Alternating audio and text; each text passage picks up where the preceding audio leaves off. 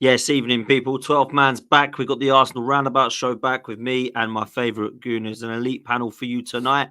Premsy should be joining us in the house at some point, but for now, it's myself, Albert, Alex from 4 on Football, and KennyK. Gentlemen, absolute pleasure having you here, and people in the chat likewise. Also, do me a favour, hit the like button and make sure you hit the subscribe button. We're getting close now to 30k.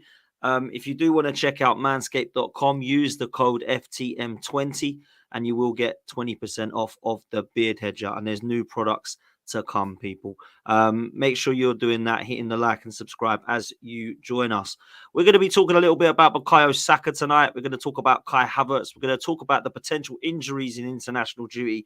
And we're also going to look at our left-hand side. Because I believe, as Kenny liked to point out earlier, that it is exciting, but Kenny doesn't think it is, people. Apparently, he was going to fall off a cliff earlier when he saw my title with the judges, but you know, it is what it is. We're going to talk about that as well.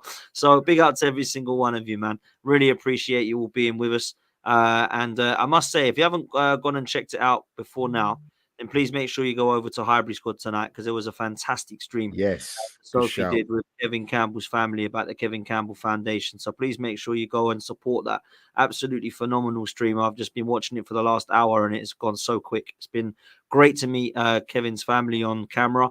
Know a couple of them, but I haven't met them all and saw some familiar faces tonight. It was really nice. So make sure you go check that one out as well. First question for the panel. Injuries to Kai Havertz and Thomas Partey. Is it dark arts? Are they actually injured? Are they going to be fighting fit by the time this international break's over? Let me come to you first on that, Albert.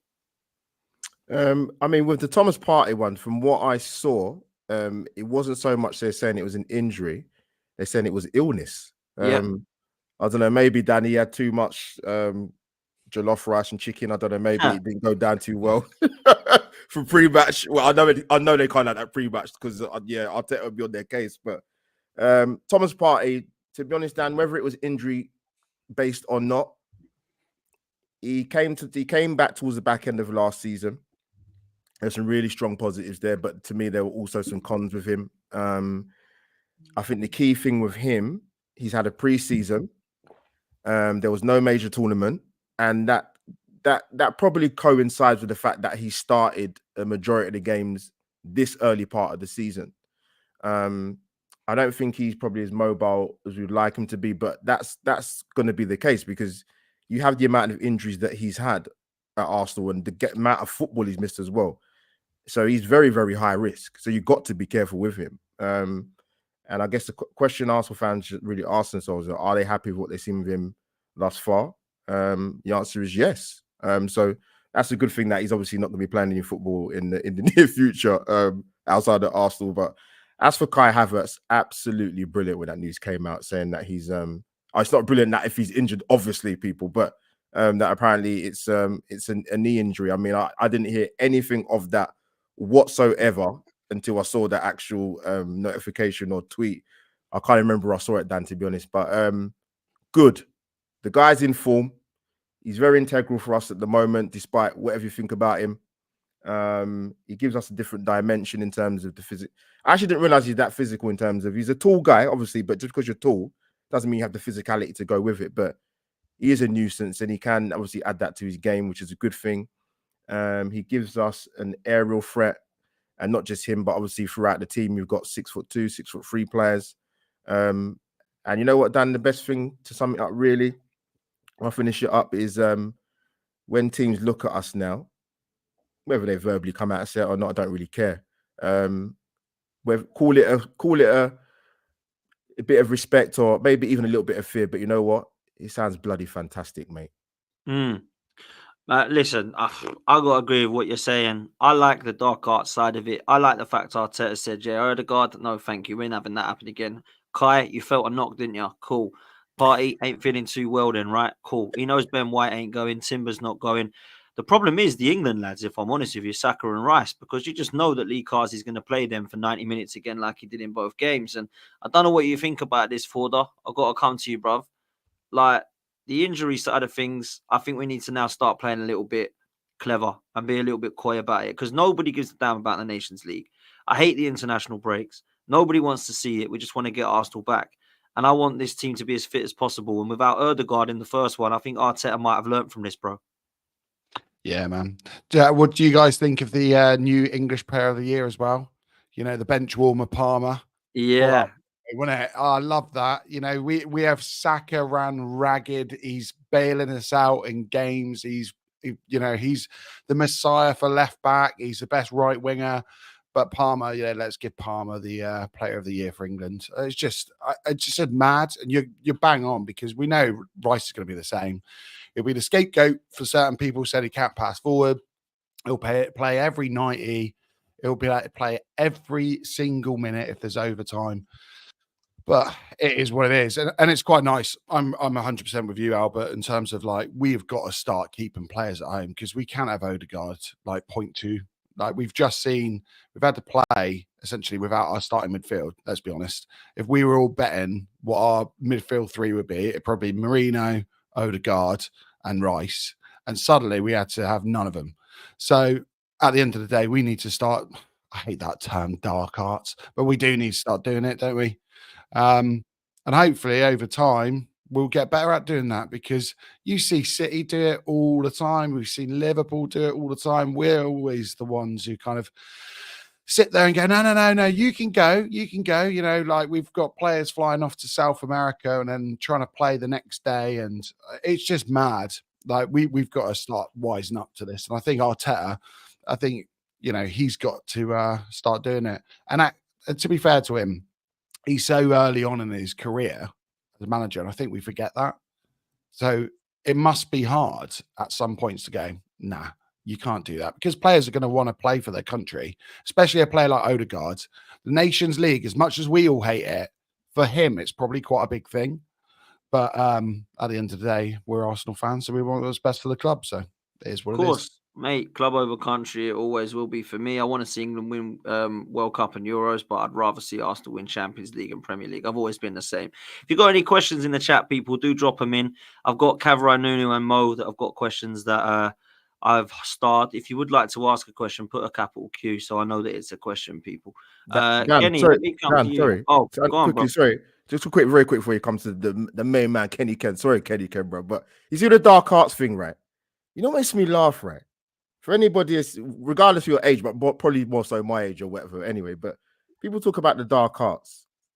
That Mourinho side, sorry, Ricardo Carvalho, Ballack, Drogba, Terry, and you want to come and talk about Arsenal being dark arts?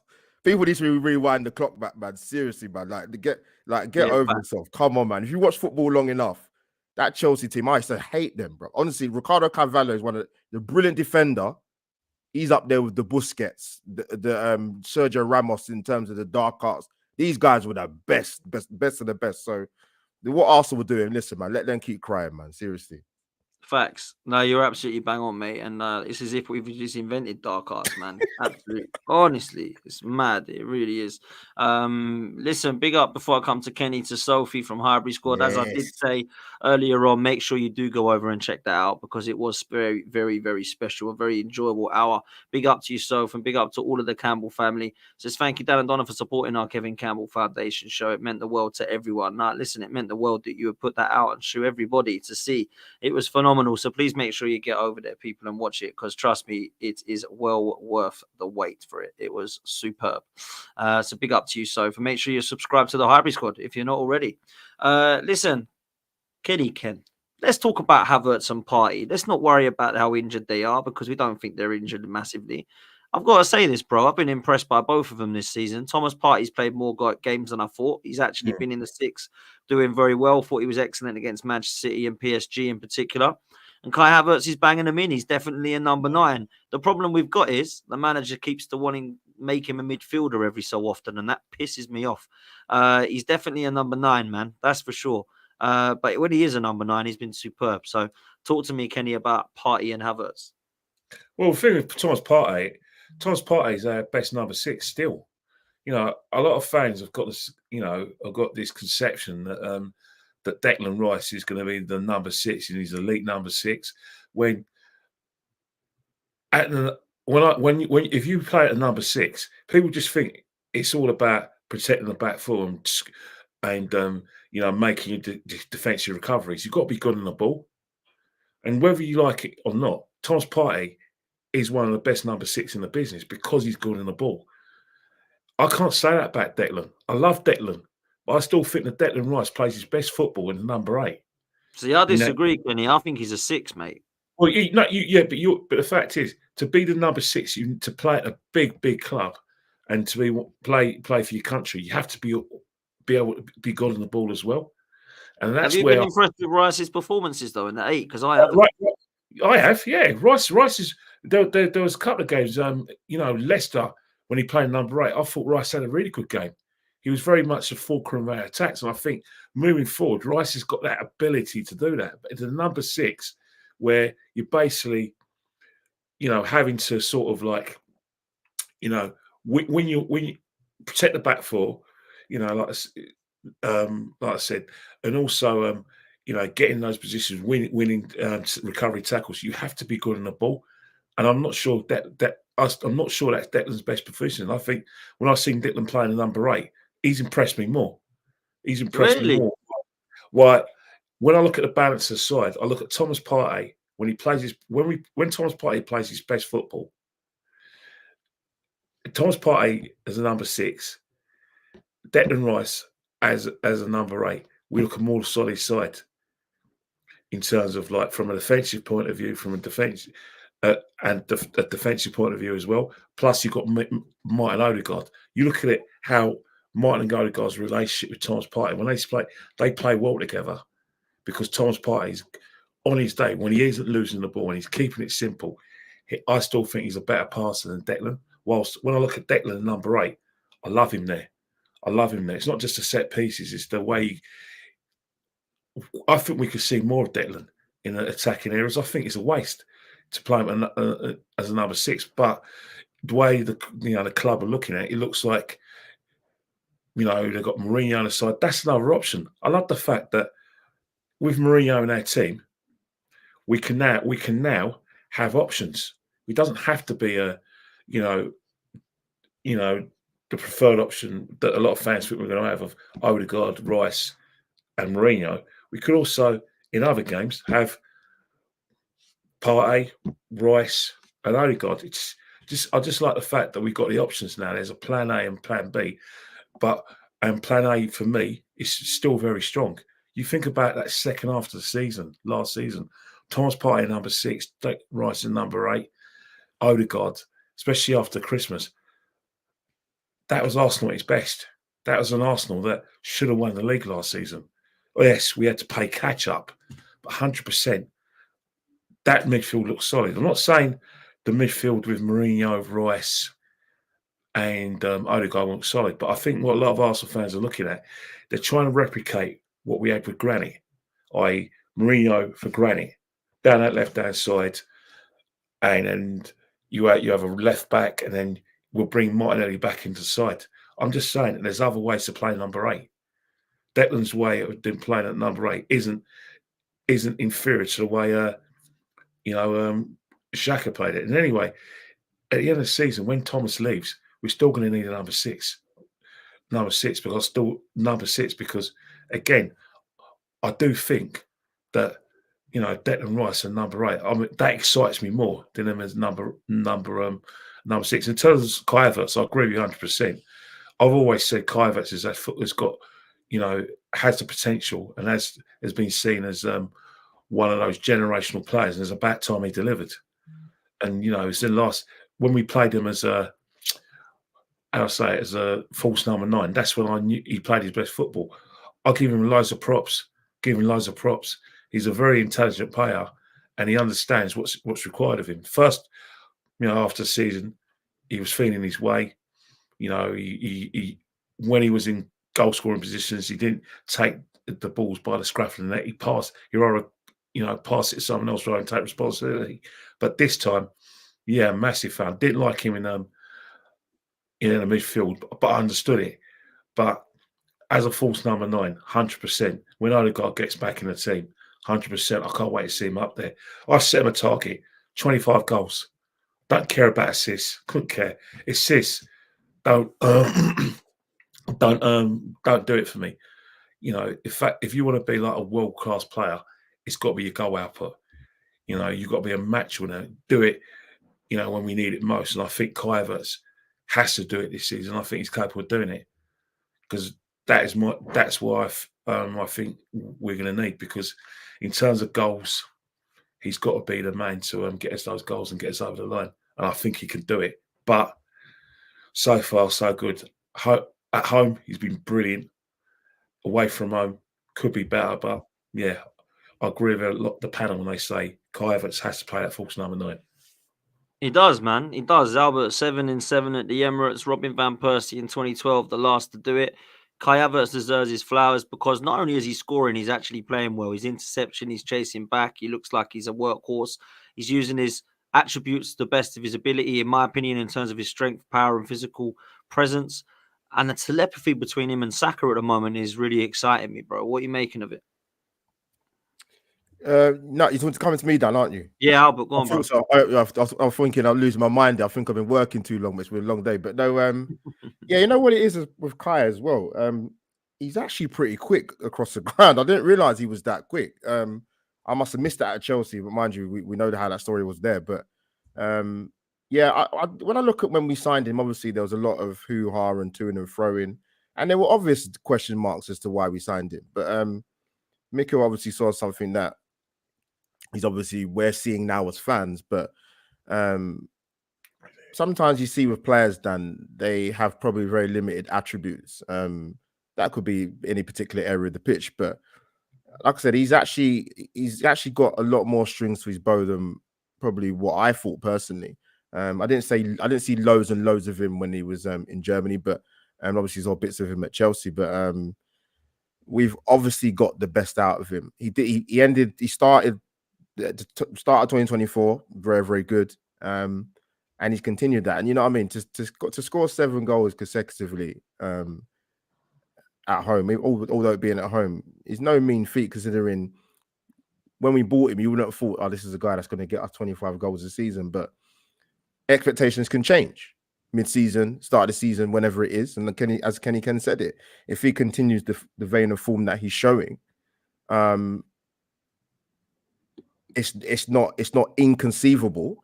He could hit that mark in terms of goals, and we're going to need it. Listen, Saka's going to be, which we're probably going to touch on a bit later, has been an goal assist king and contribution, whatever you want to call it. But if you can get goals and 8 out of 10 performances from your key men week in, week out, which he's turning to be at the moment, of course that's going to benefit Arsenal. 100%, home and away. Yeah, look, I think Havertz right now, Forder, is getting to a stage for me where we know that the only position he can play is in the 9. I hate it when he goes back into midfield. Against Southampton, I actually thought we only started playing when he became the number 9 again. Saka again, I want to segue to him, get your thoughts on Havertz as well, of course. I think the pair of them at the moment are forming a good partnership. And I think with Saka's GA of 9 in 7, I just think that they're, at the moment, the two that I'm looking at to get the goals for Arsenal right now, bro. Yeah, man. Like, I can't say I thought Havertz was going to be hit. I don't think anyone can say that, you know. I wish I could, but it's nice. It's nice to know that our manager had like a one-up on us, because as many times as we were kind of, you know, like, I want to win the transfer window, that kind of thing, but never works out like that. It doesn't. You know, that's where his song came from, isn't it? You know, but at the end of the day, he's a guy, I think this calendar year, he's got the same amount of open play goals as Haaland. You know, when you look at it like that, this is a dude that's doing bits for us. Like, physically, he's up there. Hey, how's it going, Elliot? Hello, everyone. Physically, he's good. Elliot again. He's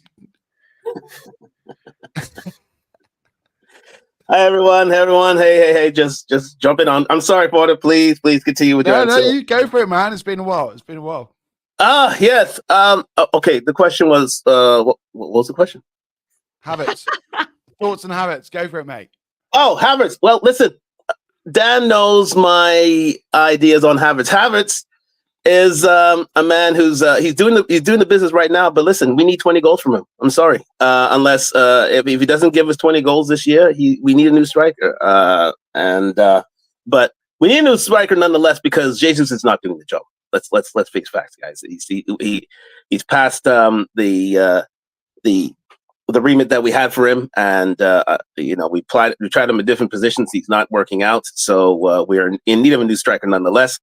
But in terms of Havertz is doing wonderful work. Listen, man, he's our new number 9. He's getting critical goals for us. He's doing well thus far. But as I said, as KennyK and as set for him, he's given him a 25 goal bar for him. I say 20 minimum. And if he does the job, then the title is his as our number 1 striker. 20 Premiership or 20 goals all competitions. 20. I'd say all competitions for now. I'd say all 20 all competitions for now. Yeah. Yeah. Look, I've got to say that I think we need a 20 goal a season striker. Whether Havertz can be that guy, we're going to find out. I still think we need another striker anyway, and it's a nice little segue into JayZ. So I've got to bring it up, and I don't want to turn this into a downer or put a kind of anyway into it about being negative, but I just don't think he's performing, and I feel like this could be the last year for him. I know that Palmeiras put in a bid for him. We rejected because their window's still open. We can't afford to let him go. I think this could be his last season. He can't stay fit. I think the injuries have caught up with him now. He doesn't look clinical in front of goal. He doesn't look the same player. I don't quite know what position Arteta sees him in. When he is playing up top, he's missing chances against Bolton. And when he's coming on and starting games, he doesn't look the same player. I'll come to you with this one, Kenny. I don't know what your thoughts are on JayZ, but I really believe that both him and Zinchenko, it might be goodbye in the summer, and we've kind of outgrown you. What's your thoughts, bruv? 100%. I subscribe to that. Because I always steps away from the criteria, or sort of the assumption that these guys are going to, like I said, upgrade us. That we're going to be a better team, and they're going to give us some leadership qualities, and they're going to teach us how to win. I was thinking, really? JayZ, the most goals he ever scored in the league when he was at Man City was 14. And so we weren't exactly getting an elite striker. In terms of Zinchenko, I don't know, he clearly wasn't the first choice left back. And so we're getting players that Mikel knew from his time at, knew from his time at Man City. But were they the best players available? Would Man City have sold their best players to Arsenal? If JayZ and Zinchenko were playing their best football at Man City, would they come to Arsenal? I'm not convinced they will. But in terms of like JayZ, the problem with JayZ is that, like Smith Rowe, the team's just moved away from him. Simple as. If he was fully fit, you wouldn't play. You wouldn't play him up top because Kai Havertz is doing a better job for him. You know what I mean? And even when Kai Havertz was moving to midfield, he plays Trossard there. So that says a lot about the manager's thinking about the player. But when the player does get on a pitch, tries too hard, doesn't keep it simple, tries to do too much, and by the time he's thought about what he wants to do, he'll lose the ball, and the other team will clear their lines or try and build another attack due to a lot of his mistakes. Even against Bolton, he was trying too hard, and he didn't look right. And then you factor in the Southampton, so Leicester game when he came on, nothing as well. It's sad to watch, but that's football. It's football. The fact is, he was never ever going to be our answer to being a number 9 because of the fact that he doesn't score goals. He's not elite. He's a good player. When he first came to the football club, his performance was really good. They were brilliant. He was a live wire. He brought Martinelli into the play with his movement. And his movement is when he's at his best, it's second to none. But we need a bit more than that. Sometimes if I buy into Mikel's trust the process, sometimes you have players who you need for right now. But when you try to evolve, you always try to, get someone else who can do something that I'll need in the future. That's why I was last week. I made the reference to Calafiori and other players he's bought. Sometimes you think, right, there's certain things that the player's got to start doing that I'm not really particularly happy with. So I'm going to get someone else with that attribute. You know, we had a discussion maybe last week. I think I might have brought it up about, you know, Timber and pushing Benjamin White for his place because Timber could give him something else. And I think that's the thing with JayZ. And at the end of the day, he is what he is, and he's served his purpose now. We've moved on. The team moves on. That's what football's like. You get injured, and a team does well in your absence and develops another way of playing or another style. You get and then you struggle to get back in, basically. Emil, look at Emil. Emil, if you were to tell me in 3 years ago that Emil we played for Fulham, I would have laughed at you because everyone saw Emil and Bukayo Saka as the players who are going to lead us into a new era of challenging for titles and hopefully winning trophies. That wasn't the case. Emil got injured. By the time he came back to the team, there was 4 or 5 players who I'd pick ahead of him. And JayZ is in that conundrum. I'll definitely sell him because really and truly, he isn't bringing anything to the table. It's not personal. It's just football. Big clubs can't carry players. And we can't be carrying them, JayZ, in any capacity. Dan, let me come in off the back of that, Dan. Go on, bro. Ken makes a good point because when he's talking about you know, needing players at a specific time, I remember seeing a newspaper article. I can't remember what newspaper it was when we signed JayZ, and it literally just said what KennyK said. You know he's not going to be a 20-goal season man, but he's what Arsenal needs right now, and that was 2 seasons ago. So I think in terms of there are times when he's not clinical and he's not going to score your goals, but what he's bringing was assists and contributions to the team. I'll give you an example. So we played Bayern Munich in the first leg last season, the Champions League, and he came on, and that fantastic turn and Trossard makes it 2-2. That's what he can bring to the team. I watched that game against Southampton on Saturday, and I did the watch along on Judges TV, and even his decision making, forget the fact of whether he's clinical or putting the ball in the net, was poor. And I mentioned this to you before, Potsy, when we in the first half, when the ball's onto Saka, the ball was always onto Saka. He's free, and he's given the ball to Sterling. Sterling's lost it, and I thought 2 seasons ago you would have made a better decision, and you would have made that pass. And as you said, you're right. Football moves very, very quickly, man. Yes, as fans, you have our fans' favorites, but I'll be surprised if I'll be surprised. I think he'd be moved on personally, and I don't think there's been any talk of him being extended. But it happens, man. It's football. It's, you know, for the betterment of the team. There's a reason why he's not in the team at the moment.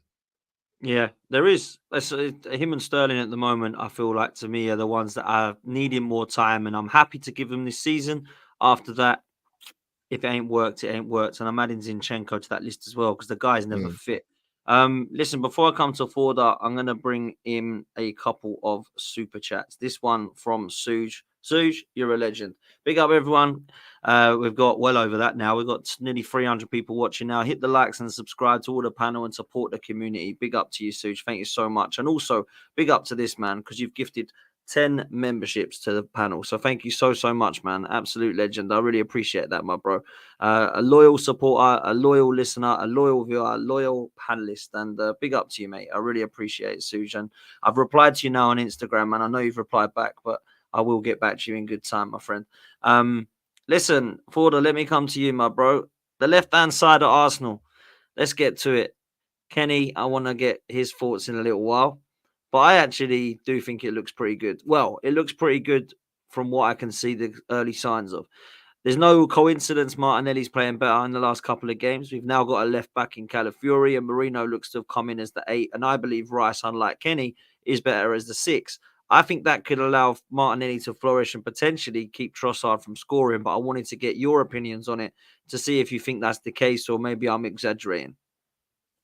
No, I completely agree, mate. I was on a podcast about 2 weeks ago, and I said Martinelli was one of our biggest threats, and I got hounded in the comments.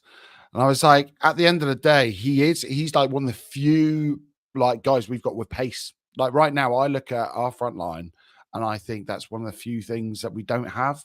We've got size now with Havertz. We've got players who can hold up the ball. We've got like Saka can just pretty much do everything, even on a bad day. You know, his output is unbelievable. Trossard can play right across the line. He can play. He's proven it recently in a 2, kind of like from midfield as well. But I think pace is our one big weakness right now. So Martinelli has to play out on the left. And the left-hand side looks a lot better. He's looked better. There's no coincidence Calafiori's been playing. As much as I would say Calafiori has been at fault for a few things. There was the kind of the wonder goal. Who did we play when? Oh, it was 2 matches ago. Not Southampton, Leicester, wasn't it? I think he was ball watching almost. I do wonder if Calafiori's positioning sometimes is almost like a centre back's positioning, and then he's kind of readjusting. So he's like that 1 second, 2 second behind the play, simply because it's not, autonomous for him. But at the same time, you've got to remember this guy is what, apart from Winery and Lewis Skelly, Calafiori's our youngest. Like, he's our youngest starting player now. Like, he is so young. And I think you look at him like in stature, and he's played for Italy. He's got countless caps. He's come in with a bit of a reputation after the Euros, and we've all gone, oh, this is an established player. You forget how young he is, and he'll grow and he will do better.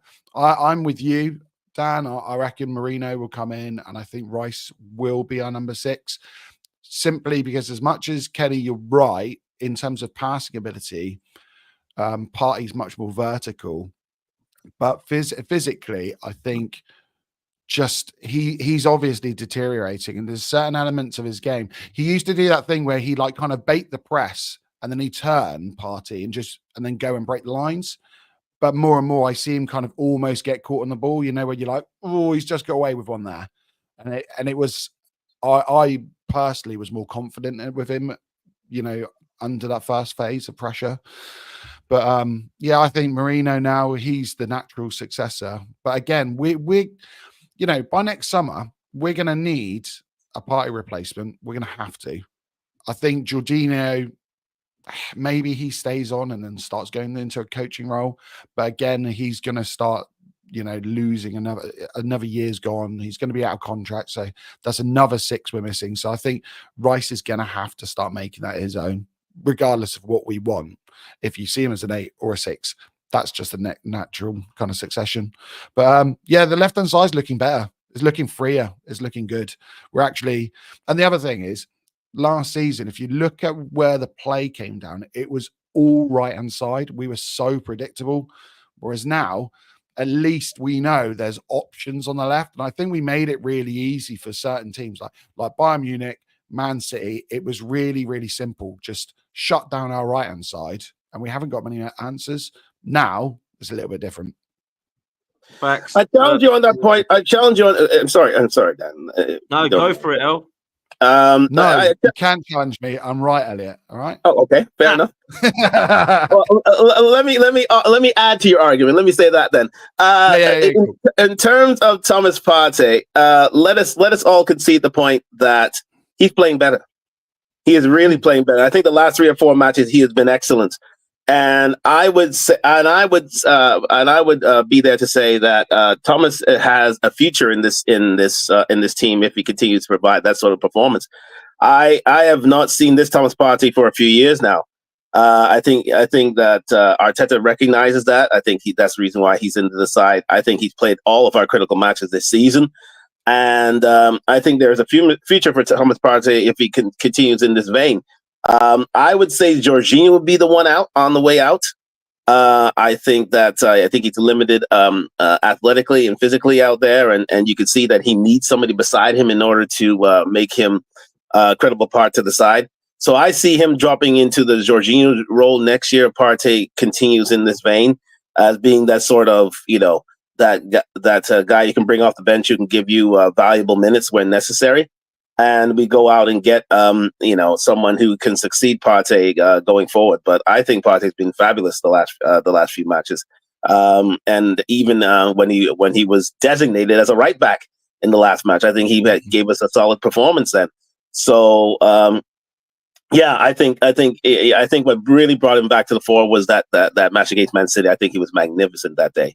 He really, really was. That was bringing back rolling back the years and bringing back his Atletico days, really. And and it showed his importance. And I think that was a test from Arteta saying, "Okay, you want me to keep you around?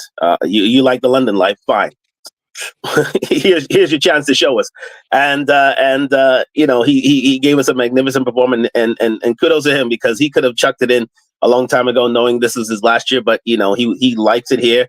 And I always said that it would be very, very hard to get rid of Partey, simply because he loves the London life and he loves being around the Arsenal. So I would say with Partey, he's been fantastic. But with that left hand side, I would say this with regards to Odegaard's injury, it's been a blessing in disguise, because it has now allowed us to feature that left side now that Odegaard is gone. Because with Odegaard being there, he needs a lot of touches on the ball, and things were so focused on the right. We have now been asked to focus on the left with the infusion of Calafiori, and now with Marino, and lo and behold, you see that Martinelli is succeeding at this time. So I think that with Odegaard going down, it's been a blessing in disguise for us in terms of bringing out the extolling the virtues of a Martinelli right now, and I think he's gone from strength to strength, and all the power to him, because we knew that Martinelli had that sort of dexterity and that sort of ability. It just took a matter of time before it got brought out, and then he needed a few additives in order to see it. And hey, all the power to him. Listen, I think you're right about Thomas Partey, and I've started to see the Thomas Partey of 2 years ago when he was actually going with Xhaka and Ødegaard in that midfield for a title, and I was really impressed back then, and I've been impressed. I just hope it continues. You always know and fear that he's going to crock at any point. I think you guys are absolutely spot on about Havertz. And Albert, before I come to Kenny, I wanted to ask you this about Ødegaard coming back, because there is going to be rumours of him coming back in the coming weeks. We don't know how bad or how soon it is, but he will be here. What happens then? And what I mean by that is who misses out in that front four, because we've got Trossard, Martinelli, Saka and Havertz that are going to be playing alongside Ødegaard. Which one of them do you think is going to miss out, bro? In short, Dan, in very, very short layman's terms, Trossard. Okay.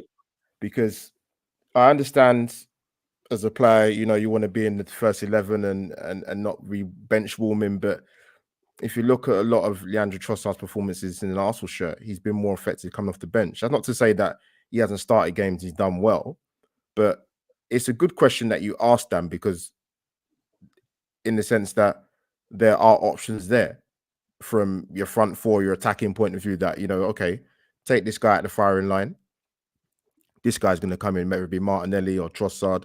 And of course, we've got our young Starbuck property Nwaneri is going to get more minutes this season as well. That's another talking point as well. So I think Trossard is going to be the one to miss out.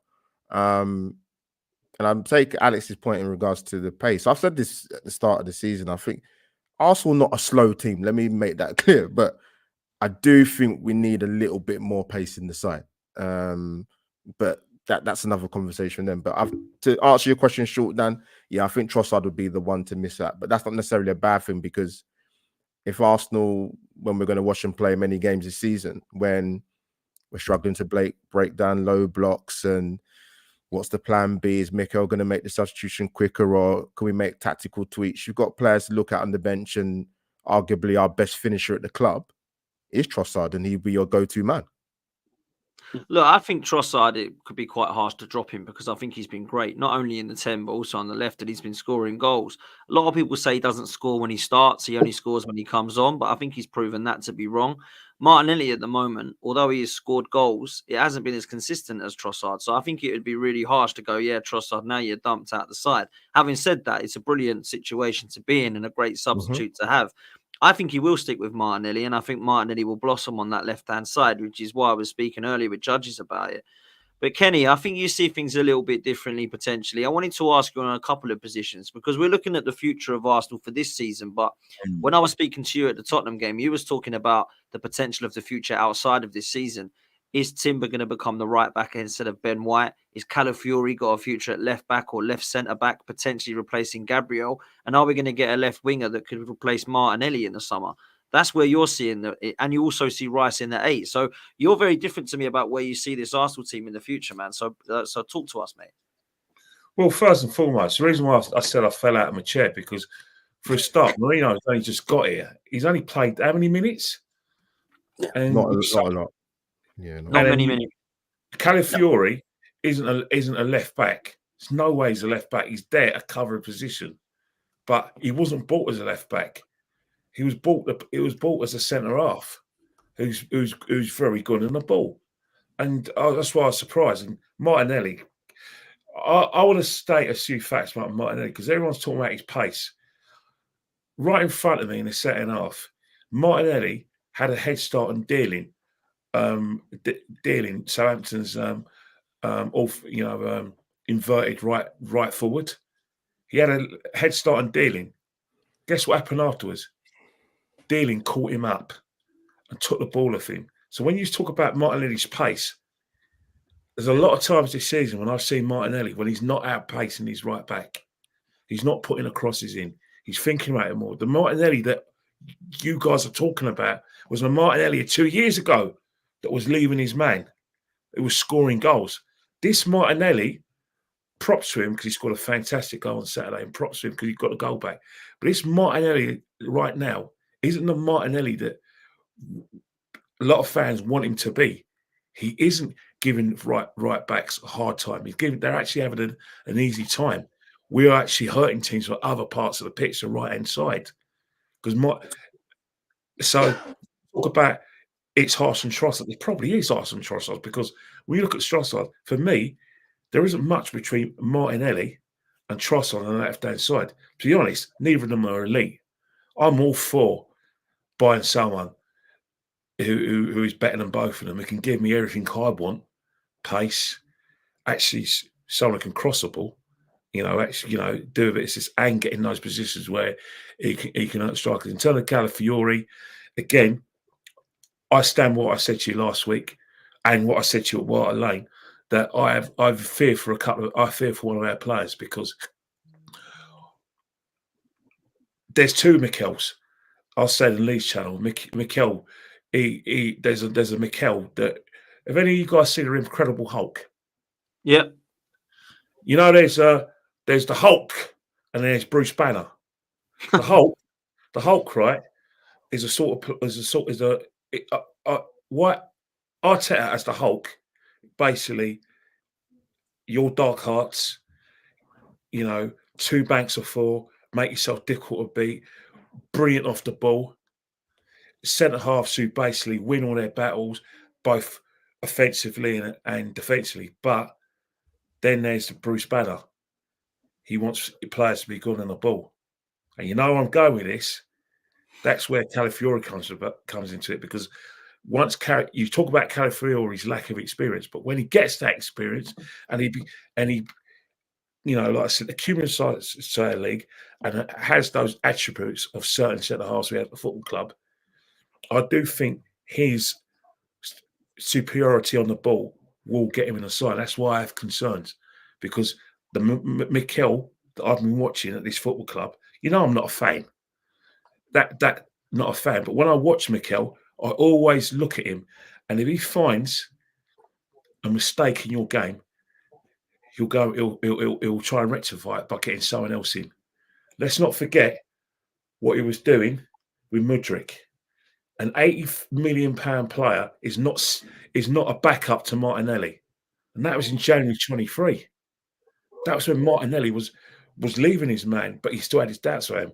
This Martinelli of October 2024 isn't that Martinelli, and that's why I have no problem with him being benched. I couldn't care whether it's him or Trossard, because at the end of the day, me looking forward thinks, well, we can get someone better in that kind of position. But Marino need to see more of him because he's only just got here. But I think when people talk about that left side, they're going back into the conundrum we had with Granit, where you had Granit on the left, Shevchenko on the left, and Martinelli, and Granit was putting in goals, and that was brilliant. But let's not forget there were other aspects of that season where we weren't the compact side that we were. We were last season, and because we weren't compact on the counter attack, that's how we lost the league. All this bullshit about we lost the league, but rubbish. We lost the league in 2022-23 because teams had spells in games where they were turning their superiority into goals. The 3-2 against Bournemouth was a myth. The 4-2 against Leicester was a myth. And the reason why we proved it was a myth, because we weren't eradicating those mistakes on the counter-attack. Look what happened. West Ham, Liverpool, and eventually we fell away all because of that. And that's why I always look at that left-hand side and I think, yeah, potentially it is great. But Martinelli, still a lot for me to do, because the Martinelli I saw 2 years ago, not that man no more. That's why him and Trossard, take your pick. And I think, look, Martinelli, for me, that's why I'm looking at this left-hand side. And if Martinelli doesn't perform, I'm going to go, do you know what? You're one of my favourites, but it's time. Because there's everything around him now, surrounding him. And if he can't get goals from that, I've got to be kind of with you. Look, I think the players we're linked with is clear we want a striker like an Isak Gyökeres. It's clear we want Nico Williams. He's a left winger, can play right as well.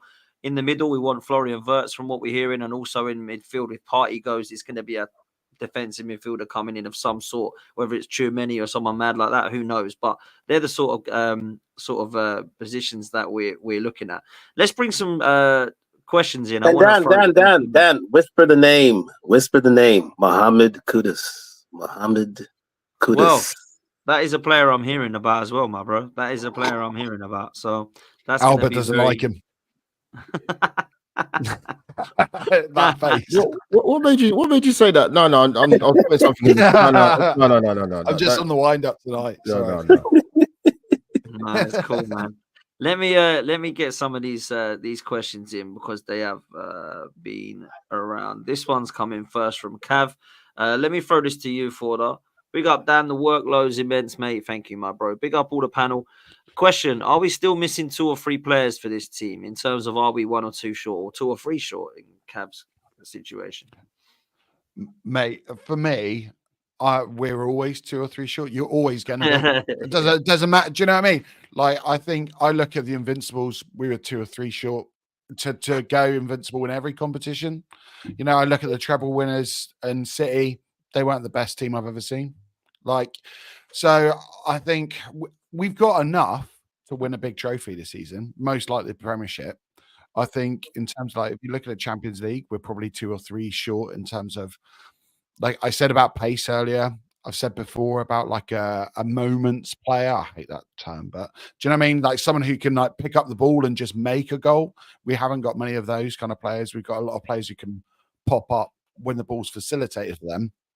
I also think, like, probably like in terms of like depth, I do worry sometimes. Like, really, we've just seen it. We've had to play a midfield with Trossard and Kai Havertz kind of interchanging in midfield, and I wouldn't say either of them are really primarily midfielders. So yeah, we probably are, but we've got enough to do it. It's not, you know, it's not the end. I think we've got cover in every position. Is it adequate cover? I still fear right-hand side and up top for me. I'm still not sure. I wasn't sure about the Ødegaard position, but Nwaneri and Trossard have proven that we can cover that position, to be fair. But I'm not too sure about the other two. I have to be really honest. Let me bring this into Elliot. There's a couple of questions here, actually. This one's from Mo. Says, Dan, are you worried about Saliba to Madrid, and how much would Arsenal sell him for? And then we've got Clarence here, boys. Who's our right back going forward? And what are your thoughts on the Saliba thing? 250 million. Love the pod. Big up to you, bro. Much appreciate that. A couple of questions there, man, to you, Elliot. What Saliba and Madrid rumours do you believe? And who's our right back for you? All right. With regards to Saliba, I would not put too much stock in it. Madrid are listen. They turned down what's it now? The defender that went to Manchester United recently, Danny Euro, and quite simply, they know that for Arsenal they're going to have to pay big bucks. So they would listen. They had to get Mbappe simply by him giving up his contract at PSG. So I would say, guys, he's going to be here for a little while. Yes, we need to renew his contract. Yes, but I would not put too much stock in it right now. Yes, Real Madrid are there, but I've heard that the source isn't exactly the best of sources. So Madrid are going to have a look at Saliba. There's no doubt about that. But they're going to have to put up big money in order to get him. And it's up to Saliba to re-up with us. If he does, then there's no chance of him getting him for a little while. And again, there's time on our side with regards to Saliba. He's still a very young defender. There's still a lot of growth with him. So I would, stay the course with regard to Saliba. I think he'll be here for a little while longer still. Because Real Madrid know that if they're going to have to pay big bucks in order to get him. So I would rest assured that he'll be here for a little while longer. Yes, we need to win trophies, absolutely, in order to keep him here. VVD did not stay at Liverpool simply because they won trophies, and we have to show the same here for Saliba. And so, with regards to the second point, with regards to right back. Listen, Timber. My goodness, those forests, mate, are in danger, mate. Let me say this: this guy is phenomenal, and with that, we have a great tandem with regards to White, with regards to Timber, but again, in terms of longevity, if he stays away from injuries, I say Timber's the man. Right now, I think his pace on the ball, I think his versatility in terms of going as an overlapping right back and also as a midfielder and as a center back is phenomenal. I think his speed is fantastic. I think that's what he has over Ben White. But Ben White's a soldier. Ben White's a guy who is a guy who will run through brick walls for you if you believe in him. And again, every side needs that. So there is a future here at the side for Ben White. But if it came down to a choice between the two, it's definitely Yuri and Timber for me. Great point. Look, I'm going to say this now. The back line for me looked better, in my opinion, with White, Gabriel, Saliba and Timber at left back. Now, I know Timber looks great at right back, and I appreciate that. But I thought he was phenomenal against Spurs, kept clean sheets in the games that we saw at the start of the season. But I will say this, as much as I like Calafiori, I do think he needs to calm down a little bit. And we haven't kept clean sheets against teams like Leicester and Southampton since Ben White's been out of the side. So that's quite interesting to me to see what will happen when White comes back in. But I'm a fan of Timber at right back. I really like him. And in fact, I think he is a better right back than left back. I just think Ben White has done absolutely nothing wrong for the last 12, 18 months. But this is competition, man. And we've got to be looking at where Arteta are at. I think personally at the moment, sorry to cut in. Probably keep it. So we'll see.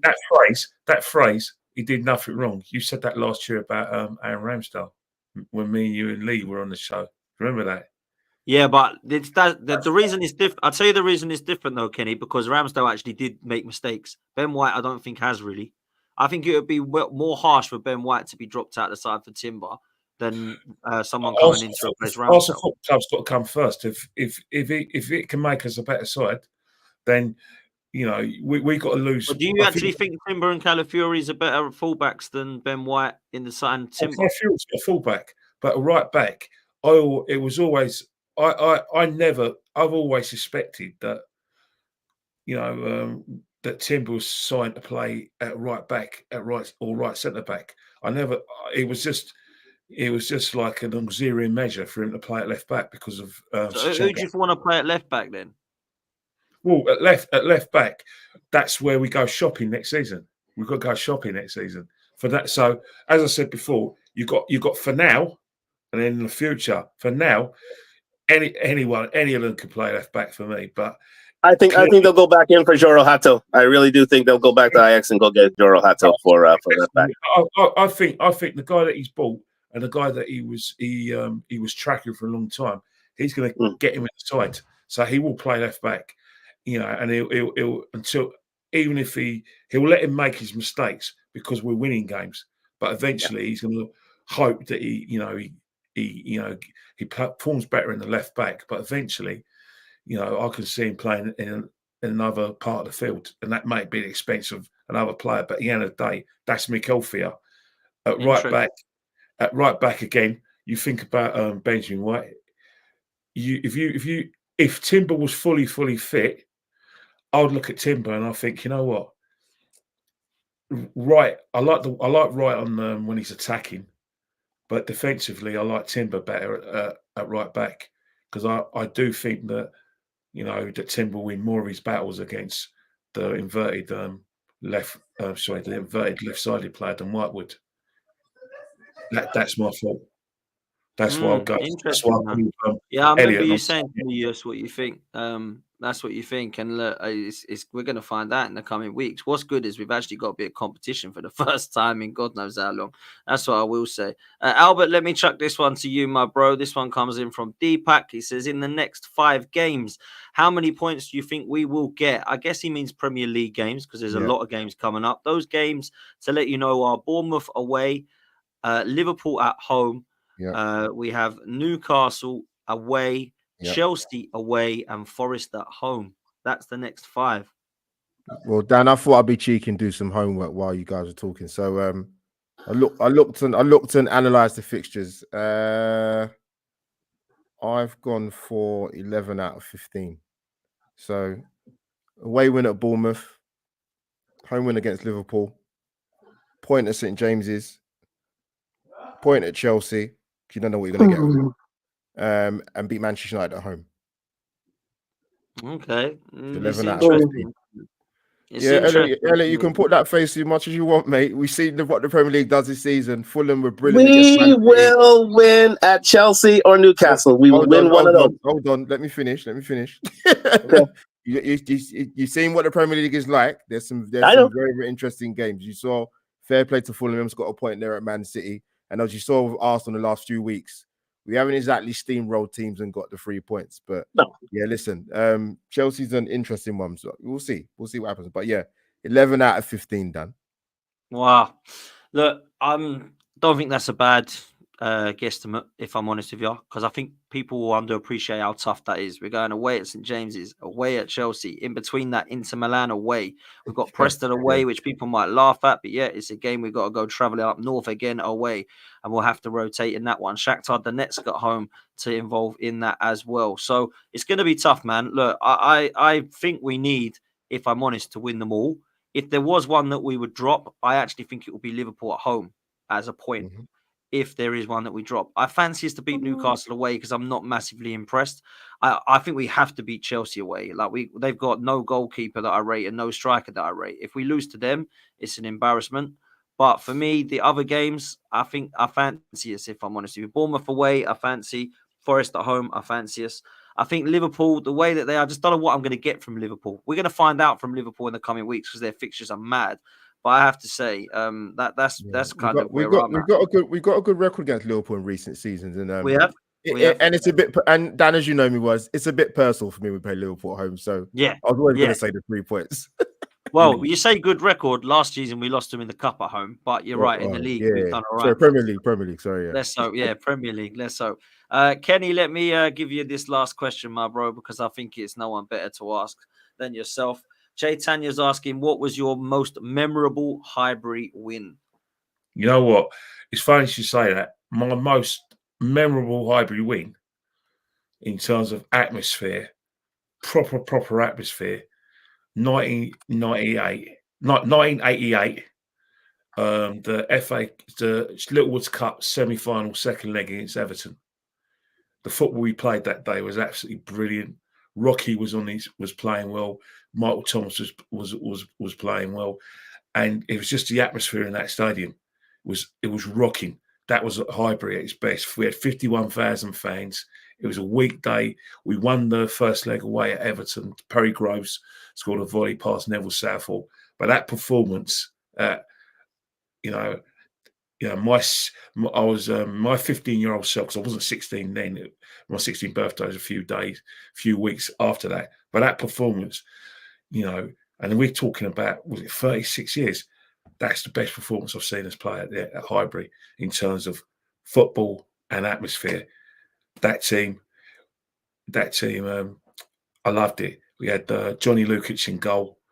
We had, believe it or not, we had Nigel Whitlam at the right back, Kenny Sampson at left back. We had Adams. O'Leary. We had Rocky. We had Alan Smith in a team.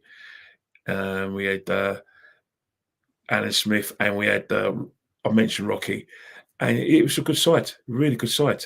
Kenny, did that Everton side have? Was Kevin Sheedy playing that side? Was he? Kevin Sheedy played that game. Yeah, And he's a baller, Adrian man. Heath got their goal.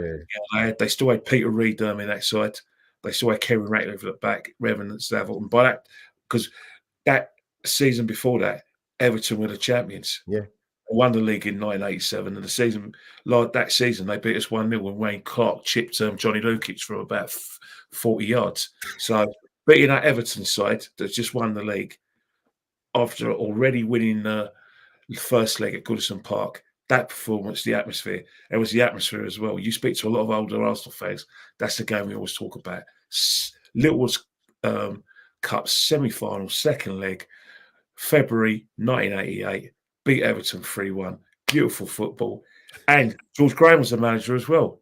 Gorgeous George, that's it. You know what's mad, My right? guy. Your favorite, your most favorite Highbury memory. I was 1 year old, so I cannot bring that one up as knowing much. Don't worry, Dan, I was one as well, mate.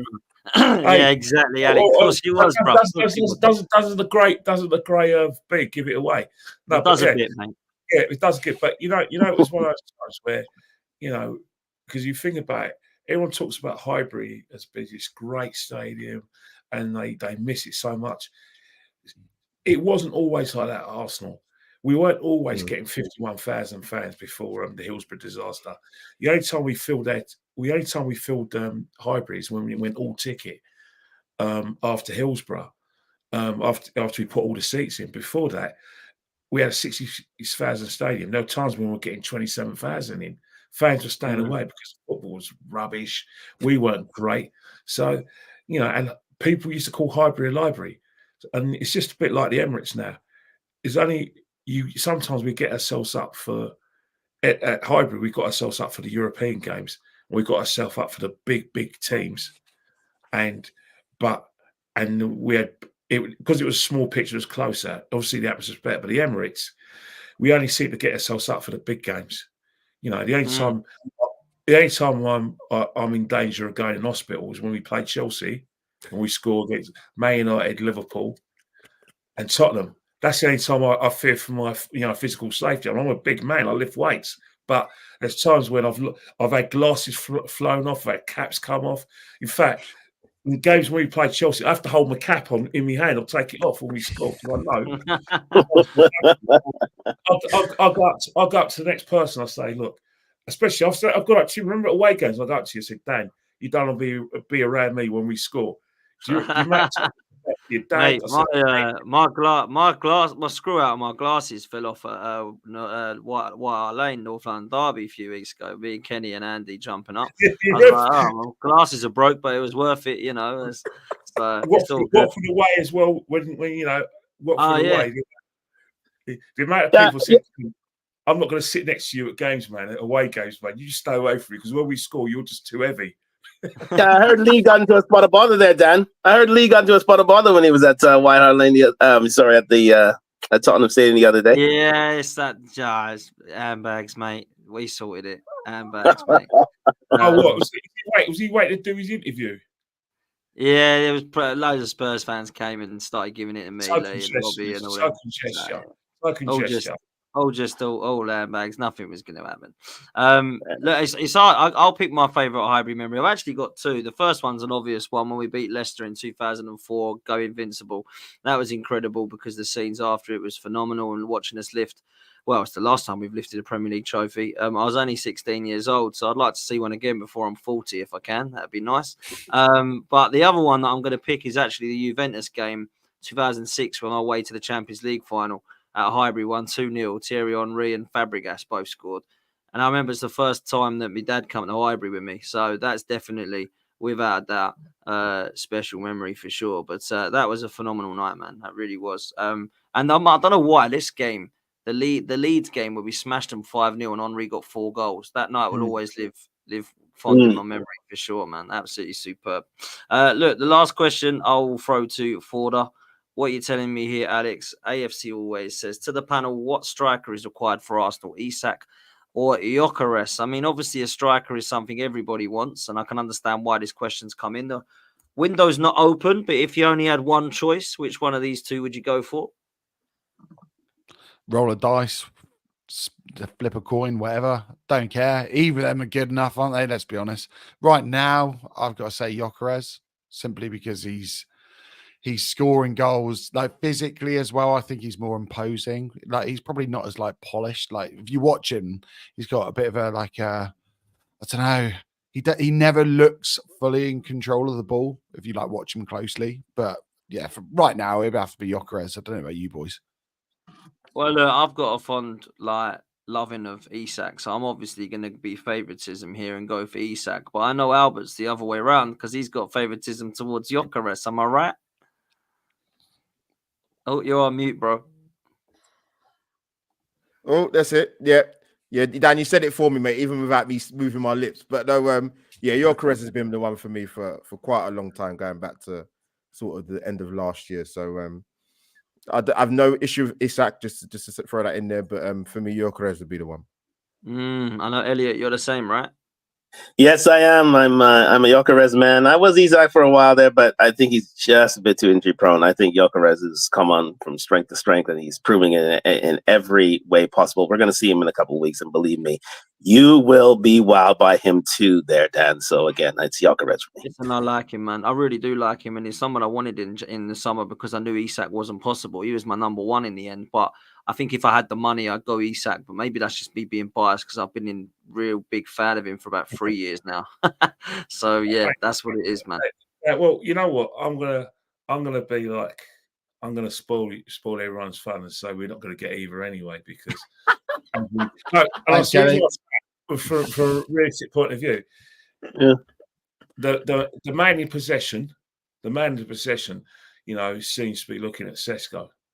He's the one they want. Yeah, that is the player that he was actively looking at, you know, last season. I think, you know, like he's going to go back to that player as well.